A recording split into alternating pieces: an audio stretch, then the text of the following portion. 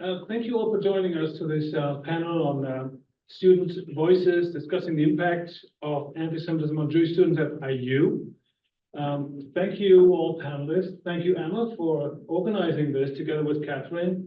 And I was also involved. So I think it's good that we could do it this semester. That was our aim. And thank you all panelists really for joining us.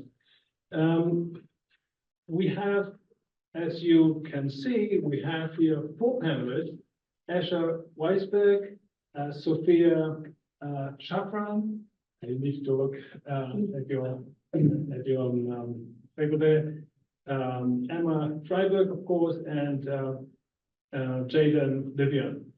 And you will hear from them about the impact, how anti-Semitism impacts students here at IU. You will hear from them what the forms of anti-Semitism they have seen here before and after October 7th.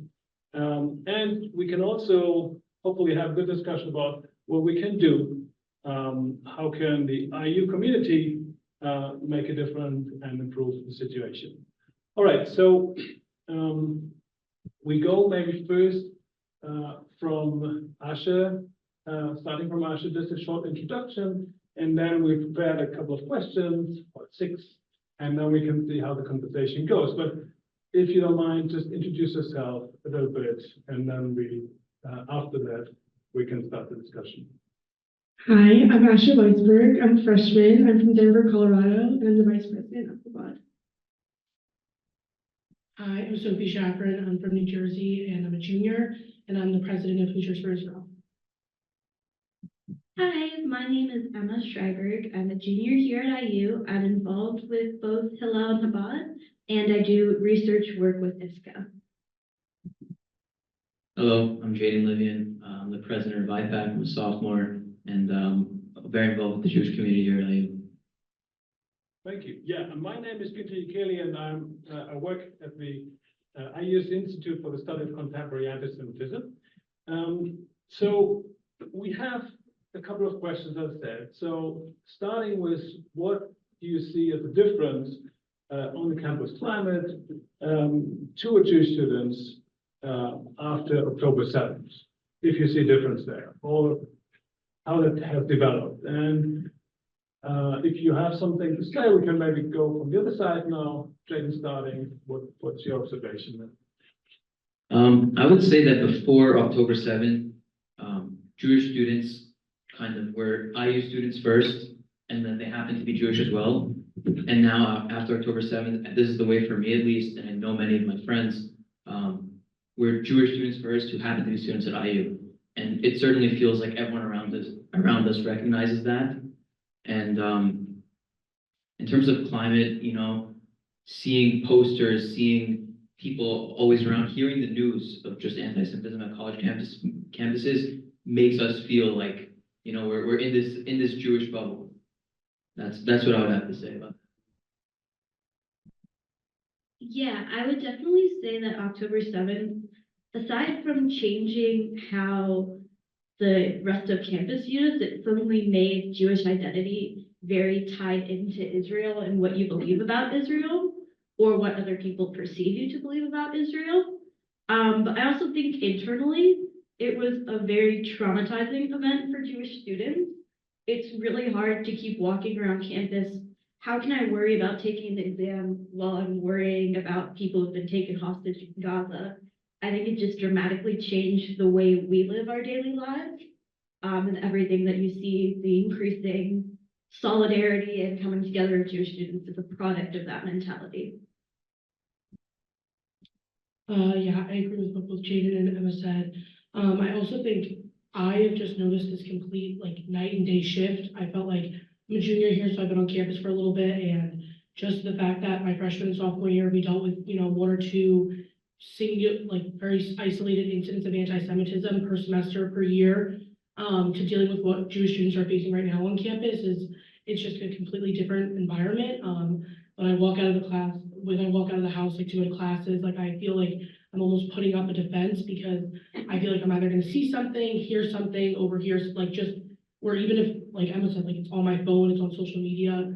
So I just think that when we have to go and be in classrooms, things like that, there's a million things on our mind, and it makes it harder for Jewish students in general, and then the fact that the campus is, in my opinion, just something that I don't really recognize right now. It's just you're kind of facing this two-fronted battle every single time Jewish students leave their homes. My perspective is pretty recent. I joined the campus pretty recently, so October 7th really bonded my grade because we were kind of trauma bonded to each other. It was our first time ever being away from home, and we kind of relied on each other to sort of like support, and we needed each other to bond and honestly just like be there for each other as like parental unit. We didn't have that. And like Sophie said, we saw all these things around campus and we were looking for like a hug. And all we saw was like negativity and hate. And that was really hard to see. And I remember I went home for winter break and a lot of like my other friends who go to different schools felt similarly bonded to their class. And I think that it really bonded us to our community in a different way because we were able to feel like integrated into a community where we felt like they were accepting us and they were there for us because they knew that we were so far away from home. Which day in this case? I feel like just like all the Jewish students on our campus, Yeah. because they were all going through something that was so similar, and they knew that this was our first time ever experiencing something that was so traumatizing. Yes, thank you. Let me follow up before we move to the next topic with something I think Emma said at first, that you're worried about a lot of things what's going on in Israel, and that's is a worry that you have constantly. But this is, I think, difficult for people who are not in Jewish community or don't know the Jewish community, why that is. Could you explain that? Because we have also people, maybe some people in the room or a lot of people online, who it would be good to explain that, why that is. If anybody of you have. Sure. Yeah, I can understand that it might be difficult to understand if you're not a part of the community. I mean, for some people, it's inherently personal because they have friends or family members who live in Israel and were directly impacted. But I think what people don't understand is that even Jews in diaspora who don't have immediate friends and family in Israel feel deeply connected to the people of Israel. They are our extended family. So I think, first of all, it is there's an inherent defensive protectiveness for the rest of our family, even if we don't know them personally.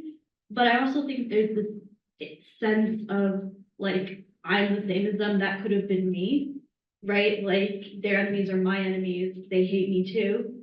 So there's fear, there's love, there's protectiveness. It's the same that you would feel if somebody were attacking people who were related to you.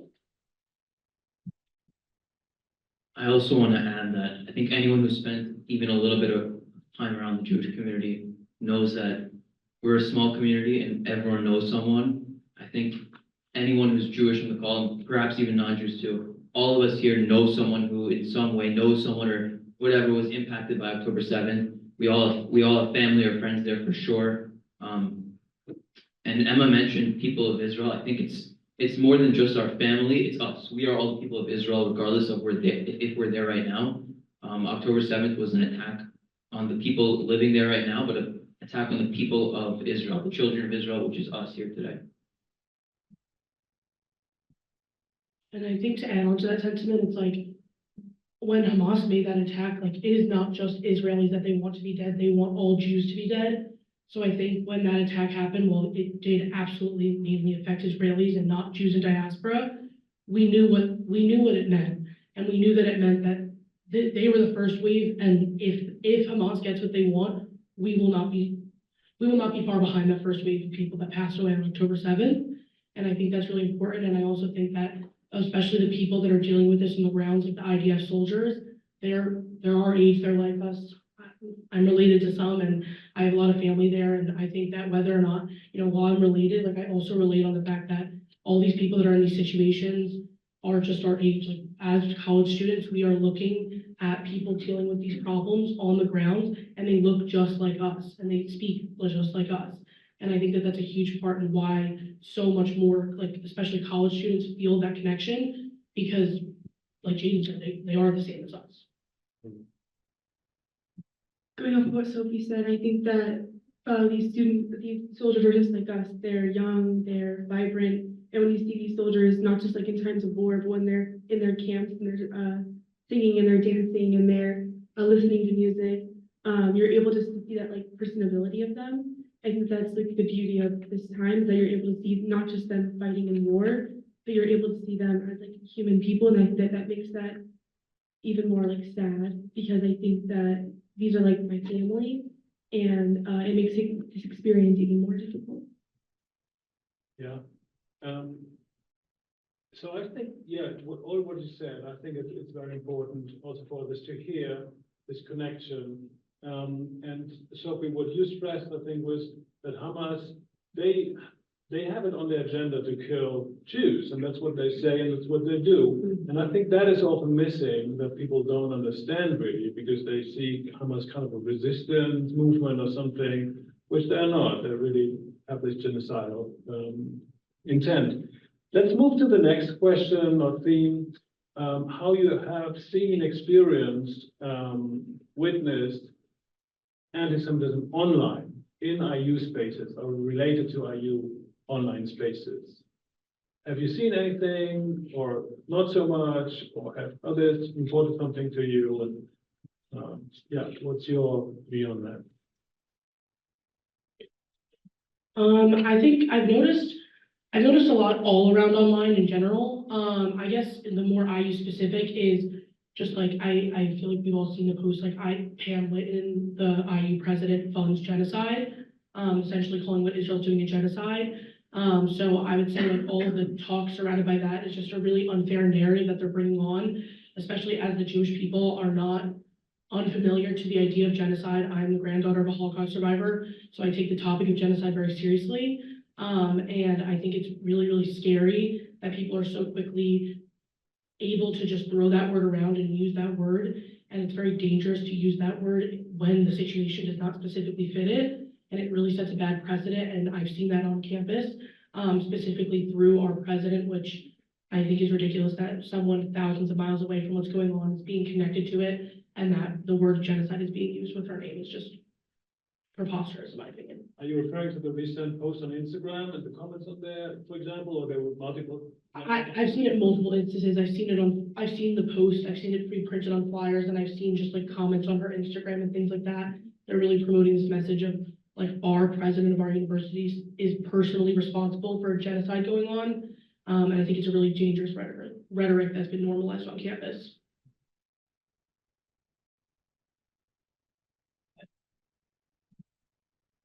I would also add that this idea of like online anti-Semitism, I mean, first of all, for me, it at first seemed kind of remote because, you know, I grew up in a very Jewish area. I had all Jewish friends. People were talking about losing friends, having to unfollow people. For me, at first, that really wasn't much of an issue because most of my circle happened to be Jewish and pro-Israel. But actually, before October 7th, the first instance of anti-Semitism I noticed online was when there was an incident of anti-Palestinian hate with a student at IU, and for months, comments were flooding IU's Instagram comments, Facebook, TikTok, whatever you name it. Comments were flooding. Some cursing out Jews on the whole, and others kind of spreading this idea of like Jews having too much power, and the only reason that student wasn't being punished was because of Jews having too much power. So again, touching on that very anti-Semitic trope, I think has been a routine thing that we've seen even before October 7th. Yeah, for me, the first time I saw it online IU was actually 2022. The past few years in around May, April, there have been flare-ups of conflict in Israel. And pretty much every time Israel's in the news and the headlines, I start seeing people on campus talk about it. And so the first thing for me was in a lot of student organizations on campus have group chats with their members. And I think those are something that they're a form of social media that people don't always think of, but they're very unregulated. It's often just like a club of students who are in charge of it. They're not in the business of like enforcing who can say what. So I think people don't realize how quickly those dialogues can turn on people. Like it was, people were automatically posting links to articles calling Israel genocidal, calling them murderers, saying that they're purposely going around and killing innocent Palestinians. Particularly when the incident a year ago was when a journalist was unfortunately killed amidst some fire between militant groups and the Israeli Defense Forces. But they were talking about it as if Israel had gone and purposely murdered a journalist because they didn't like what she had to say, which is an accusation very close to blood libel. So I think the first thing that I saw there was not only are people talking about this in social aspects of campus, but also anytime a Jewish student would try to be like, I think I went in there just saying like, I think you're only telling one side of this narrative, there's a deeper story here that you're missing. And I was just trying to defend Israel's right to exist, the right to make mistakes and learn and grow from them. And immediately people in the group were accusing me of being, I was accused of supporting ethnic cleansing, and just all sorts of horrible things. So I think it's not just that people are saying whatever they want about Israel, but then if you try to defend Israel, people turn on you very quickly.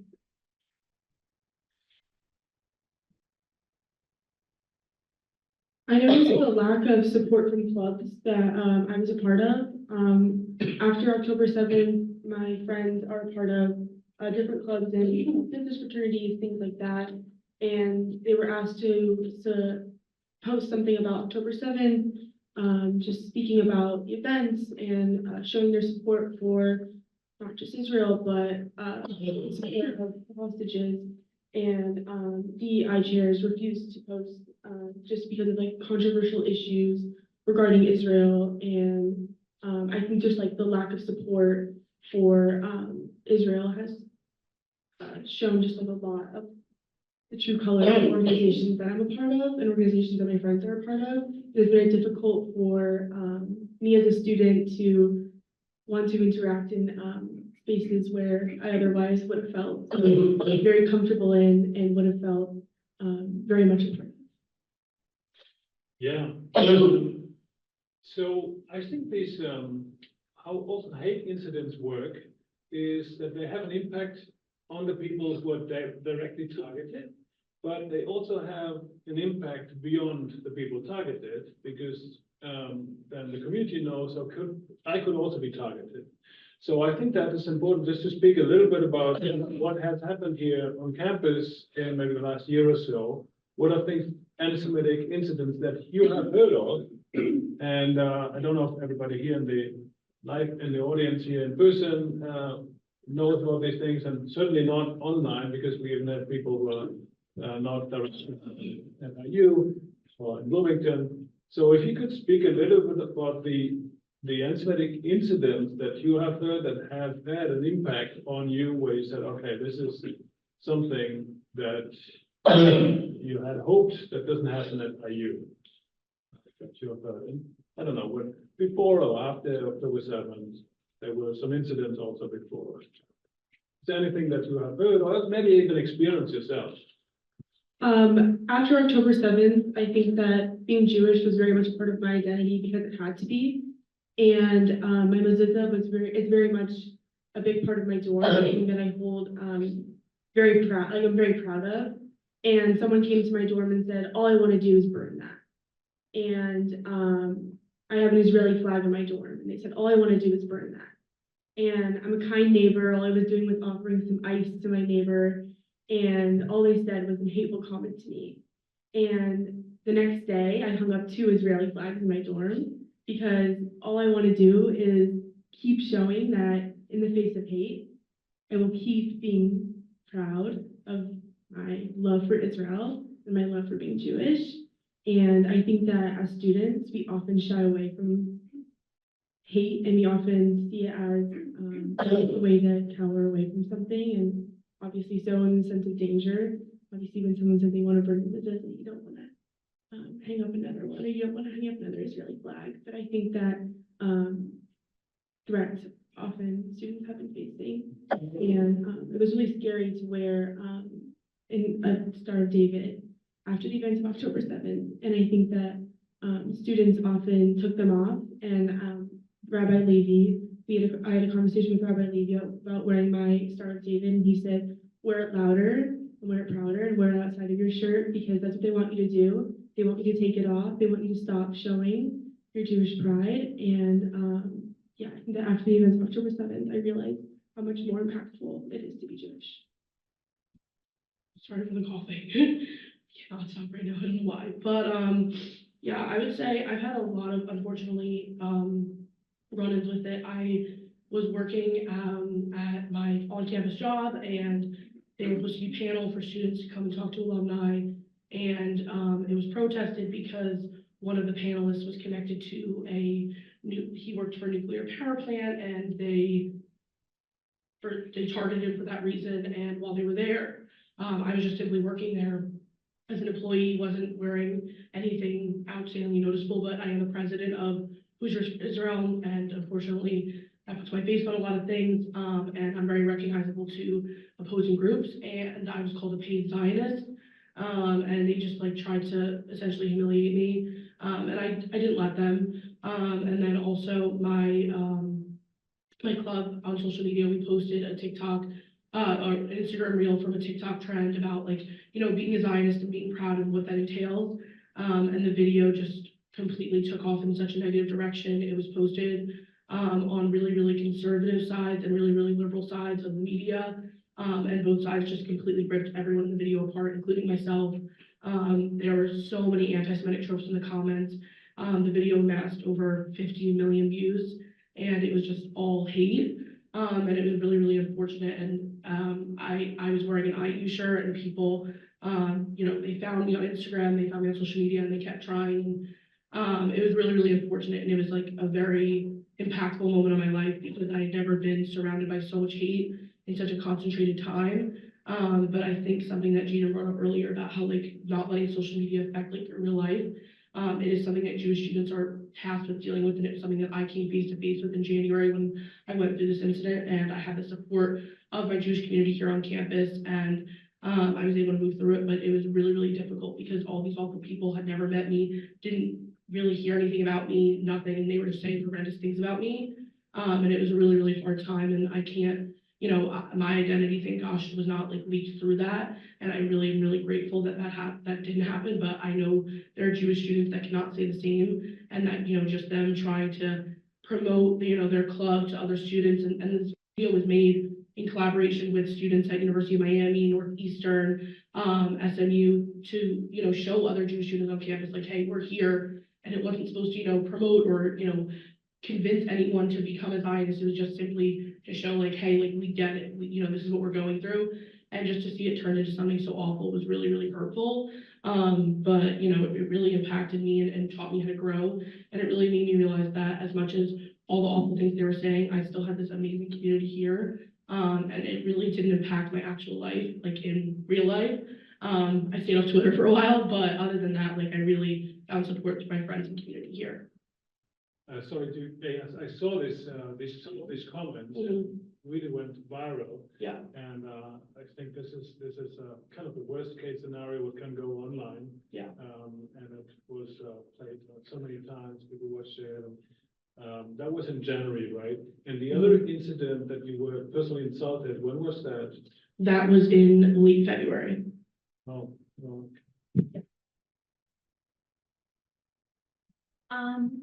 I think we've talked a lot about the post-October 7th. Some of the stuff pre-October 7th that I remember mostly from my freshman year because I was still getting used to campus. And I'd experienced some anti-Semitism before, but not in a really long time. I went to a Jewish high school. So I was coming back onto the scene of greater American society. And I think the first one that was really big for me was the Greek rank post my freshman year. For anybody who doesn't know, they were really, really vile.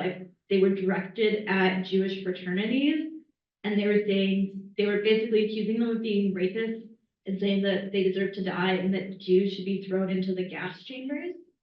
So I think that was the first time I'd ever heard somebody be so openly vile about wishing Jewish people would die, and they were people who were on campus with me.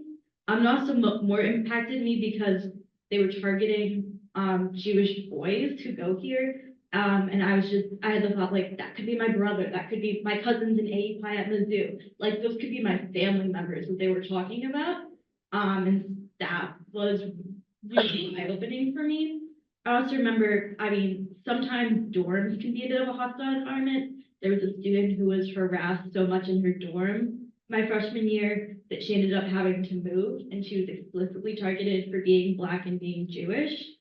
I didn't get as much in my dorm. There were some people who thought I was inherently spoiled because my parents must have money because I'm Jewish. Which is, you know, a common stereotype. That was the first time somebody had said it to my face. And the only other thing I can remember is the burning down of mezuzahs that like became a trend on campus, and one was even burned in my apartment building in the past year. And I remember, I don't know, that was just really frustrating for me because I'm like, this is my building. We have security here. We have security cameras. And yet nobody was ever punished for that. I never heard any follow-up. It was just like, okay, it happened and now we're all gonna move on. And that was really frightening to hear that that could happen in the place where I live and nobody's going to do anything about it. I would say bouncing off of what Emma just talked about like pre-October 7th anti-Semitism. I think the anti-Semitic incidents that we see on campus post-October 7th have changed completely from what was before. Before October 7th, most of the anti-Semitism, like burning down mezuzahs and really openly anti-Semitic tropes, were stuff that are more typical of like far-right anti-Semitism, things that are outright clear anti-Semitism that no one can argue with. Whereas now, you have things that are equally, if not more anti-Semitic, but you have people high up in academia or newspapers that are trying to say, well, it's not anti-Semitic, it's just critical thinking. So I think that's one thing that we're noticing a lot on campus of like this sort of justification of anti-Semitism. In terms of anti-Semitic incidents that I've seen, early on from the war, when the war started, I had put up posters of hostages. We're still hostage after almost 200 days now.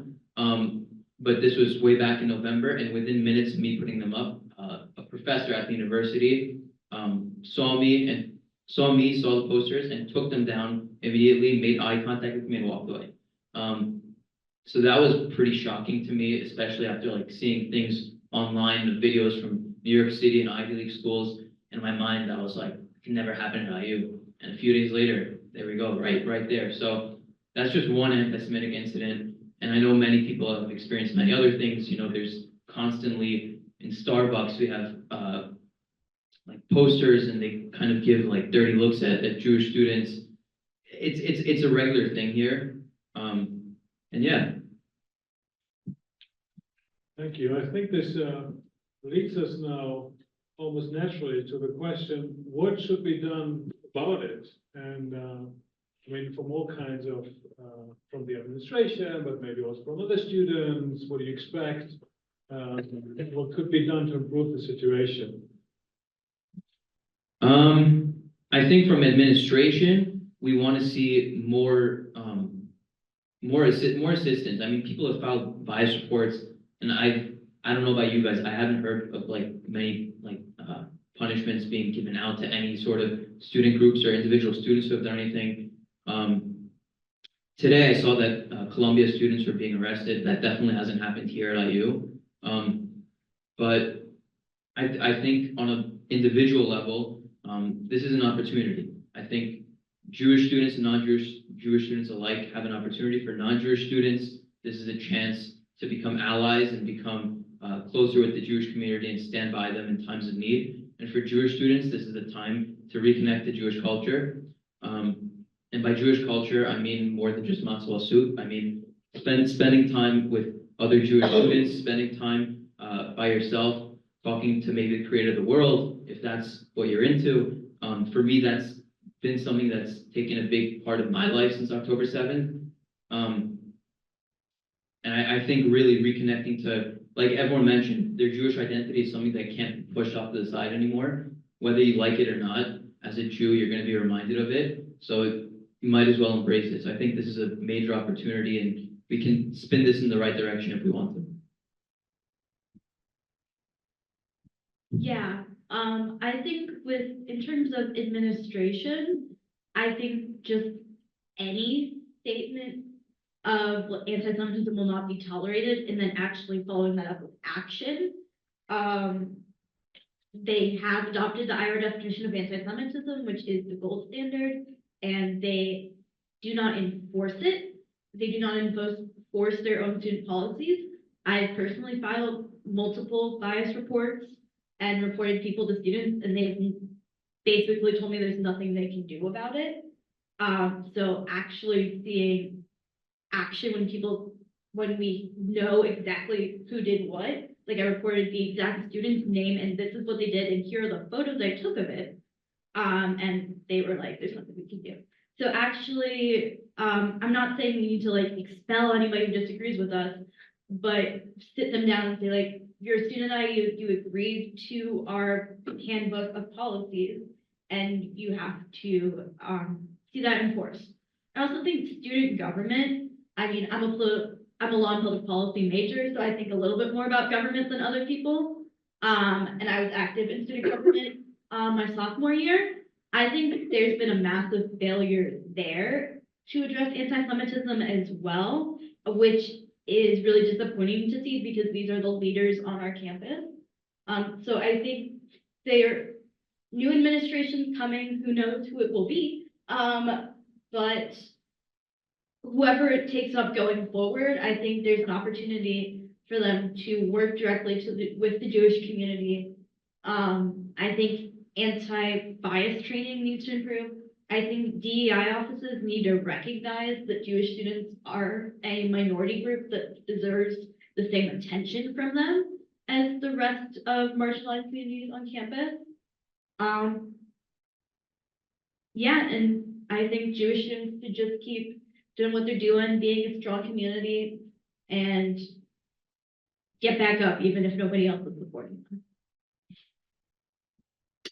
Yeah, I think a lot of what Emma Jean said is absolutely what we need. In simple terms, what I need for administration to do is to start actually taking responsibility for their students and their students' actions. And instead they keep doing these cop-outs where they put all this pressure on student organizations to not have these events or to not bring these things up, and they won't say the real reason for it. They won't, like for instance, a Son of Hamas event that I know both Jade and I were heavily involved with. It got canceled for security reasons, but they wouldn't let us hire more security when we offered. So I just think this, instance of silencing students in a different way, it's a better example for it is like something that's going on right now at USC. Their valedictorian said very, very awful things that crossed the line of critical of Israel to like specifically singling Israel out. And when they crossed that line, saying hateful things, calling for the abolishment of the state of Israel, they crossed the line and they still selected as valedictorian, and instead of taking responsibility for making a wrong decision based on picking a hateful person to fill that spot, they said that due to safety concerns, they could not have her speak. They didn't actually say, no, she cannot speak because she is supporting something and promoting things that are wrong and unfair and hateful. And I think that that's something that IU has also taken on this role of, they won't let these certain events happen due to pressure from both groups, but they won't say why. They won't give a real reason. Like there was a professor suspended for the wrong room management, things like that. He has a history of being anti-Semitic. I was told as a freshman, do not take a class with him. It is not worth your time. Your grades will suffer. Your experience, your mental health will suffer. And he was in a classroom teaching, and now he's not. And the reasoning is not being stated as what's really going on, in my opinion. And, I'm a student. I don't have all the information, and I will say that very openly. But based on my experiences with him, when I was told as a freshman coming in, and, you know, he is a danger to the classroom, and I don't think he should have been suspended for a classroom violation, but I don't think he should have been in the classroom, and I think that there are many Jewish students and IU alum that took his classes that can attest to that. And I just think it's this issue of, you know, getting back to my main point of IU will shut things down and remove things when they really have to, but they won't say why. And to me, it feels like a complete slap in the face, because it feels like they're, you know, championing it as some sort of support, but it's not, because they won't claim any responsibility for it. And I think that they need to take accountability of their actions and truly, you know, actually own the actions they're taking. And I'm said about student government. I mean, I was appalled by our student government this past year. She actively made a comment and said, after meeting with a Jewish student, who expressed to her that she felt that, you know, people felt that Jewish students were being overdramatic. She then went and used that same rhetoric behind her back. And then when a student leader from the Jewish organization reached out to the student government account, she told her executive board, do not under any circumstances answer him, or she will remove their access from the Instagram. So these instances are clear anti-Semitic and unfair bias instances, and they're just not being dealt with, and everyone wants to forget about them, but the Jewish students are not forgetting. Just a clarification, you mentioned this event that was canceled, postponed with Yusuf Hassan, I believe. Yeah, son of Hamas, yeah. Yes, who's a really outspoken critic of Hamas. Yes. Who is the son of a Hamas leader, right? Mhm. This is the event. Yes. Okay, thank you. It feels like there are very clear markers of anti-Semitism on our campus, and it's all put onto students to point them out to people that are in positions to take them down. There was bloody handprints on the building that I live in, and there was a chalk that said, "This is Israel's handprints," and it was put on students to report that and for that to be removed. And obviously people can see that, everyone can see that there are bloody handprints on a building, and it's put onto students to report that and submit a virus report that's to be removed off the building. And there are many more instances of that. I think that the school has a responsibility to not just on everyone here as a student, we have multiple things to balance, and I think that the school should take more responsibility for removing hateful speech on the campus. And so you saw this red hands kind of graffiti or something on the building of your dorm. On like the trees in the building. Oh, wow. And what was your reaction when you saw that first? I mean, what did that do to you? I thought that was like it was very scary. It was directly after October 7th, and it was probably the most shocking thing I've ever seen in my life. I've never thought that I was going to see bloody handprints on a building. Nevertheless, talking about Israel, and seeing that was very shocking to me. Yeah, thank you. I want to take another, what came up in the discussion now. I think Sophie said it about when you voice that something is anti-Semitic. I have seen that. I lived for some time in England, and you might know England had a big problem with anti-Semitism in the elections, even last elections. And what was observed there is often when somebody was saying this is anti-Semitic, then there was the kind of accusation that this is done in bad faith, that people just use the accusation of anti-Semitism to, I don't know, get their way. So, which is an anti-Semitic trope in itself, I would say, not to take it seriously. But have you encountered something like that? And maybe that was something, what you experienced with the president. I don't know if you could put it in this category. But that is something, of course, then what to do with that. If you cannot say this is anti-Semitic, you get this counter accusation. So that's legitimizing your claim, right? Yeah, I would say I like to think of it like I feel like part of being Jewish is being an activist and standing up for hate in all forms. I know something that my grandpa always instilled in me from his time and what he went through, like being a survivor of the Holocaust. He really stressed that it's really important to make sure that in any group, when they're in danger, if they're not safe, that it's important for everyone to stand up for them, because no one stood up for the Jewish people in the time of the Holocaust. And I think it's important to look at no one would say that someone who's part of a minority group, who is saying that they're facing hatred and facing, you know, inappropriate comments, no one would question another minority group and another group in the situation. And I think it's very telling that the only people that are told that, you know, when members of their community speak up and say things and say, you know, this is hate, this is not fair, this is discrimination, and then in return, we're told that, you know, we're using it in a manipulative way, in a way to, you know, get people in trouble, to silence people. I think it's very telling that they would never say that to another group. And I think it just even more shows just really how differently they treat Jewish people, and, you know, in times of hatred. And I think it's something that I like to bring up in conversation, because I think a lot of people are way more uncomfortable correcting like minorities' own views of what is hatred and what is not. They're much more comfortable doing it to Jewish people for whatever reason. And I think that's part of anti-Semitism, and how normalized it's become to take away Jewish voices.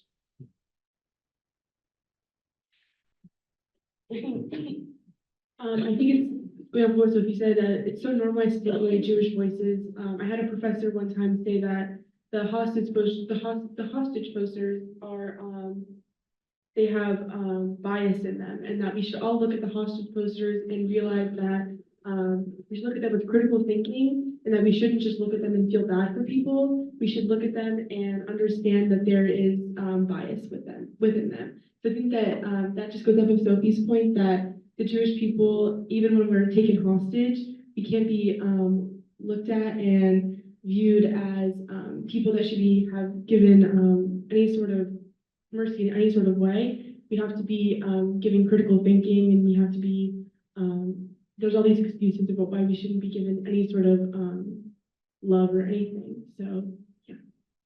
Thank you. One other follow-up question that, so we were talking about what could be done, and you talk about the administration, I think, to like follow through with some, when you make it an incident report, they follow up on this and take it seriously. I think that's one important one.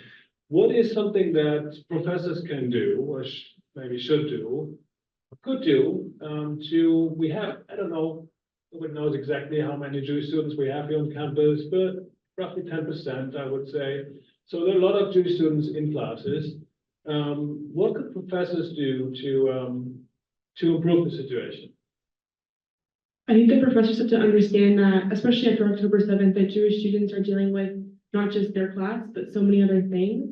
And as my family lives in Israel, I constantly getting notifications about the red sirens, and getting those notifications in class. I was so nervous, and I was so, everything that the professor was saying in class, I was like, I don't even know what you're saying right now. I was just so nervous.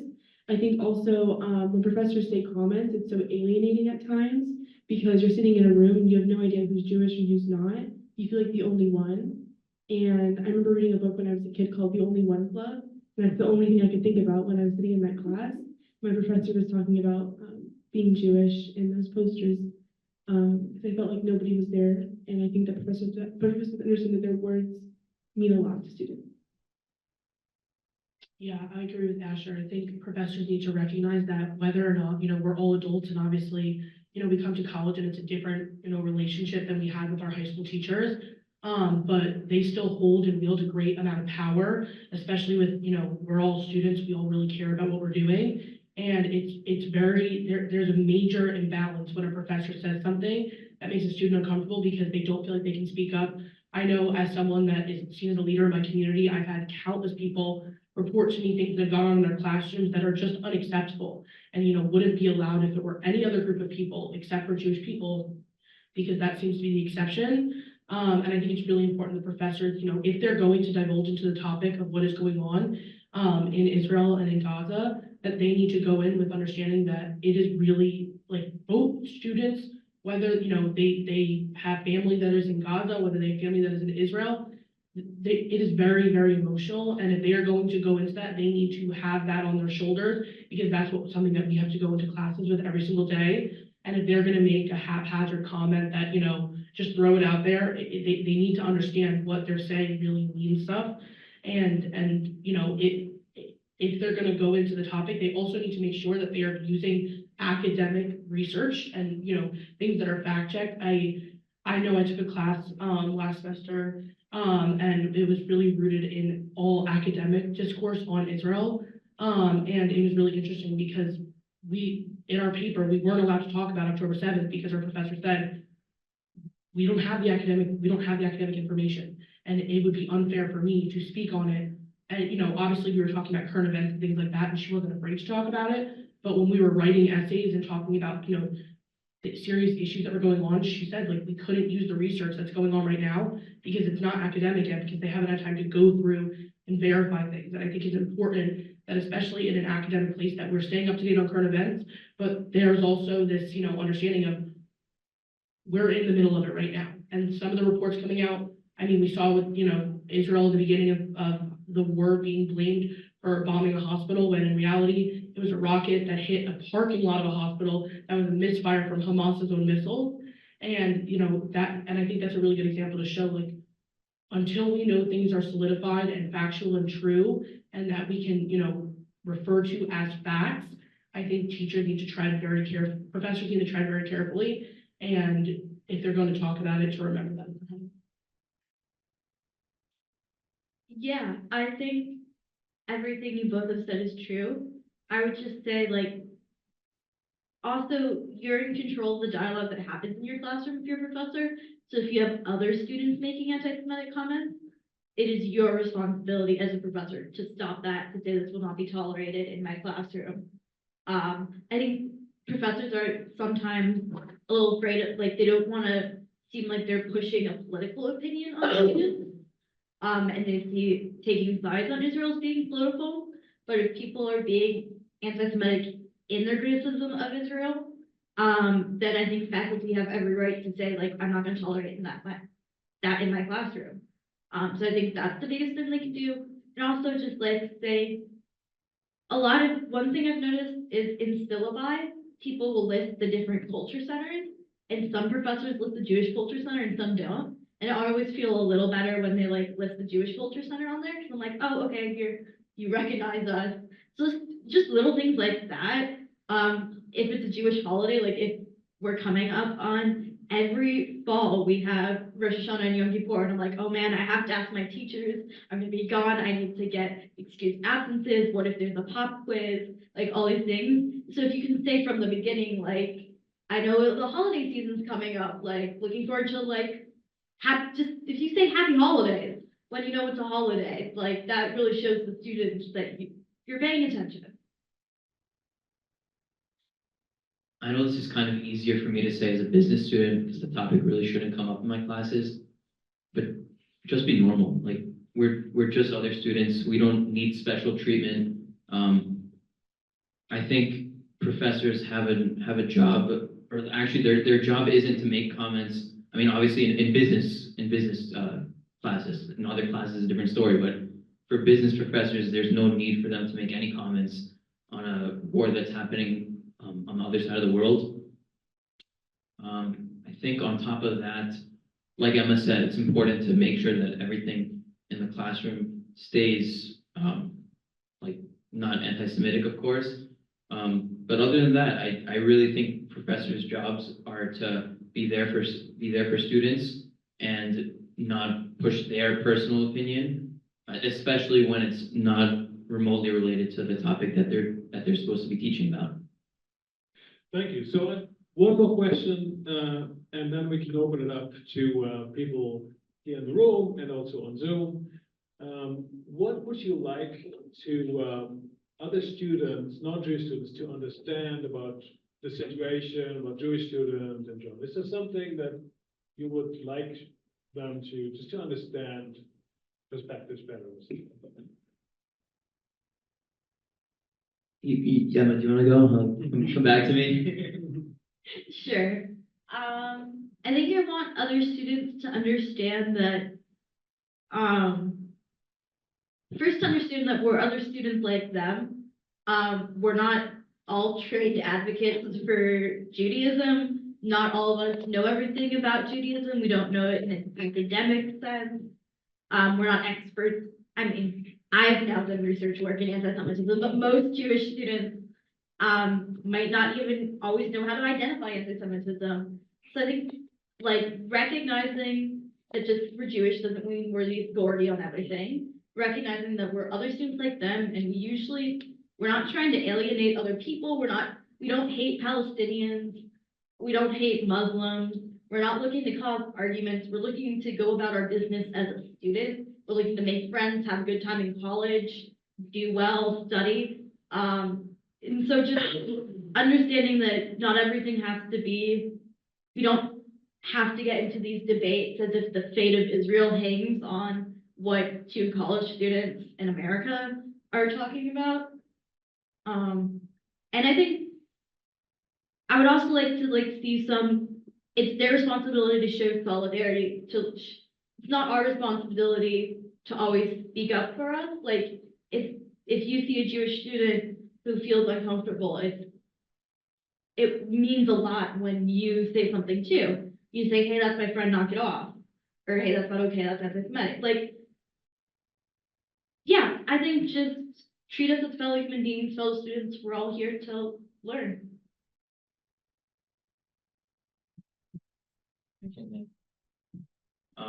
I think Emma hinted to a very important point is that we're here in America, as close of a connection as we do have to Israel and the Middle East. There's nothing we can do. I mean, people are chanting from the river to the sea, Palestine will be free. Great, but I can't do anything. I'm here. I think that's something that everyone should really understand. I think people just have to realize that we're not we're not advocates for Israel. Just because I'm Jewish doesn't mean I have to know every single fact about the history of Israel. People try to interview me. Why does Israel do this? I don't know. I don't know why Israel does that. So I think I think people have to just realize that we're Jewish students. We're just like everyone, exactly like Emma said, and we're not responsible for what happens in a country that, of course, is still very close to us. Yeah, going off of what Emma and Jaden said, I think it's really important that we understand that there's a two-front war going on right now, and there is a physical war going on, obviously, right now in Israel and Gaza, but there's also a war on college campuses right now. And in that war on college campuses, I think it's really important to bring up the fact that, like Jaden said, we are thousands of miles away from what is going on there, and it is tragic and it is awful. And, like Emma said, we do not inherently hate Palestinians, Muslims, that is not the case whatsoever. But we don't control what Netanyahu decides and what the Knesset makes their decisions on. We don't have any control over that. What we have control on is making sure that Jewish and Muslim and Israeli and Palestinian students on our campus feel safe and feel comfortable. And I think that we need to work together on our campus to do so. And I encourage anyone, any student, to talk to people who are really affected by it. I know, when I've spoken to people in very short briefs, I'm just like, you need to speak to people that experience it. Because if you don't, then you're getting a very warped perspective of things. And I think it's something that a lot of people are ignoring. And I think it's something that shouldn't be ignored. But at the same time, when people get involved on campus, they need to remember that what we do on campus, I like to donate money and time to, helping Israel. But I can't solve what's going on there right now. What I can do, though, is make Jewish students feel comfortable and make pro-Israel students feel comfortable. And that is what I ask for all students to do, is to let us feel comfortable and to make it a little bit easier for all students that are affected, regardless of whether they're Muslim, Jewish, Israeli, Palestinian, anything. Just make them feel comfortable. And I think we'll be one step closer to feeling comfortable on campus for everyone. Going off what Sophie said, I think that there's a need to validate that we're all hurting and that we're all affected by conflict. There's obviously validity that somebody else is hurting and that I'm hurting as well. I think that will all help us come together. I think also going off of what everyone said, we're all normal people, we're all students. I feel like sometimes we're all being quizzed until we're getting stumped. And that can be really difficult sometimes because we do not want to engage in conversation. And that can cause a lot of, again, conflict, and it kind of leads you to a stalemate. And so I think that if we're just having conversation as just regular people, like I see your side, you see my side, let's just keep having conversation about that. I don't need to be quizzed right now. That can really lead to, I think, a lot of unity between two communities. Thank you. I had so many questions. I had the opportunity to ask you all my questions. I still have more, but I think we have also some in the audience here. Let's take first, if we see somebody who has a question here in the room, you go first. And those who are on Zoom, you can put your question in the Q&A, and then we look over them. But anybody in the room who has a question or a comment?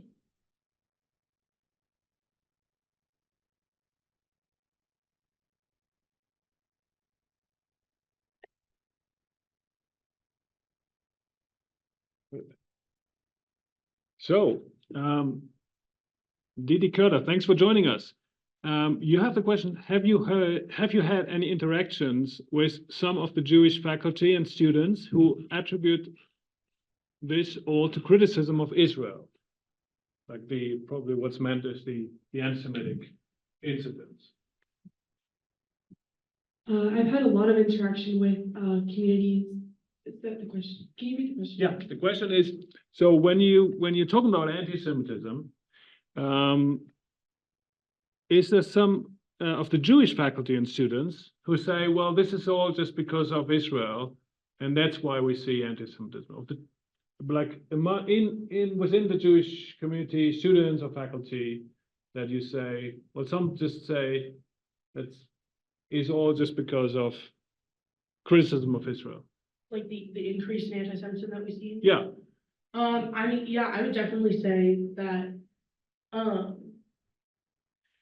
sorry, is it in relation with like Jewish faculty? I just want to make sure I'm answering the question properly. So it's not my question, but I hope I get it right. So I think the question is, if you talk about anti-Semitism Mhm. with other students or with faculty Right.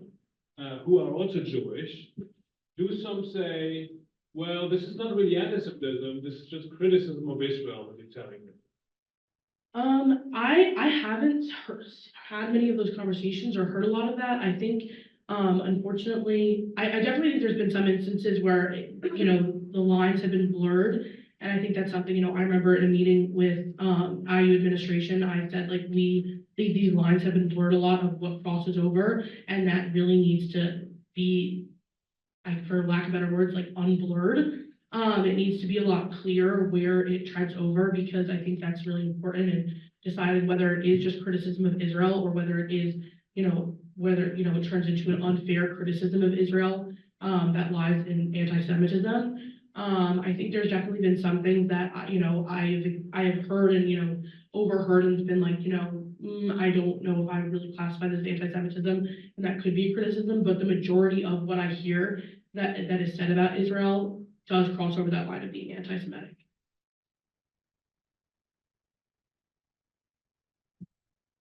So if I'm remembering correctly, the question is about like Jewish faculty and students that are like saying that some of this anti-Semitism is really just criticism of Israel. I would say that, well, obviously all the people who are on the anti-Israel side don't see themselves as anti-Semitic. They think they're just social justice warriors and protesting against it and against Israel.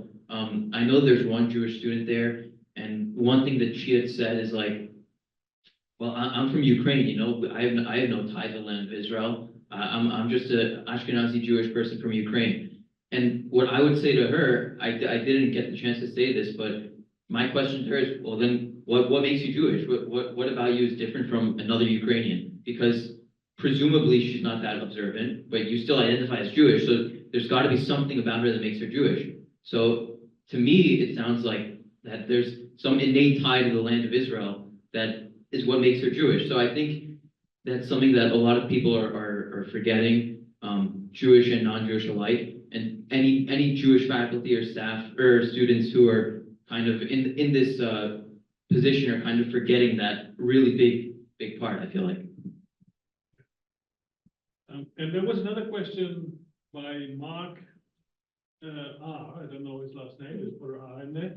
And he said he was a student here some time ago, and the question was if you have ever thought of making Aliyah in response to these kind of incidents, anti-Semitic incidents.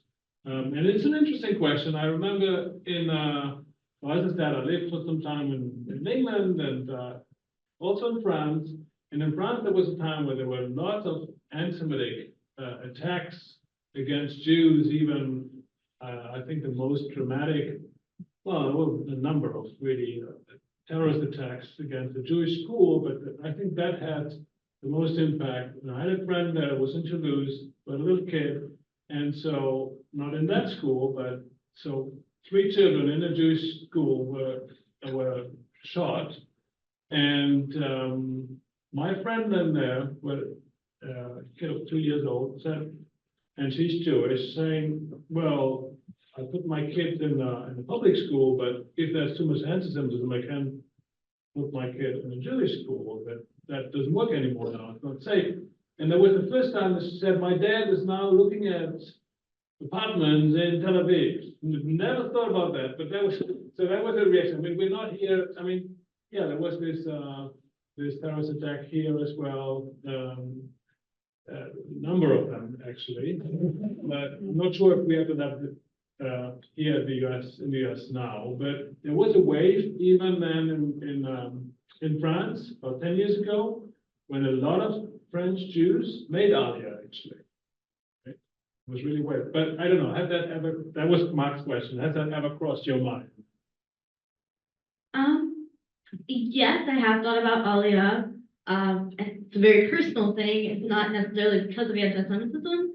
And my decision usually boils down to, I'm a family girl. My mom, my dad, my brother, my family is all here. I could never be an ocean away from them. But I think in regards to anti-Semitism, I don't want to say anything. Everybody's choices are valid.